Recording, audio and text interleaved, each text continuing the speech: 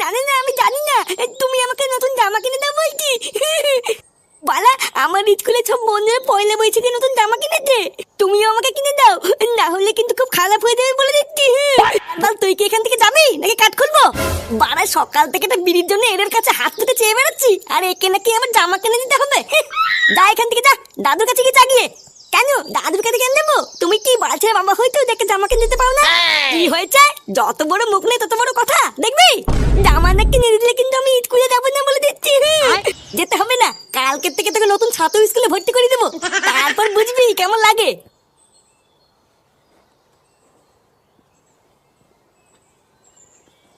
শান্তির ছেলে একটা জামা কিনবার ক্ষমতা নেই, আবার বাপ হয়েছে বালের ঝ্যাম দেবা।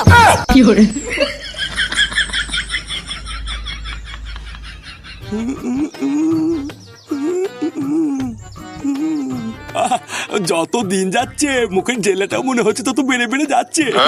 বাড়া, এখনো যদি ঠিকঠাক সেজে গুজে বেরোই, কেউ কি আমাকে দেখে বলতে পারবে যে আমার একটা নাতি আছে? না, যা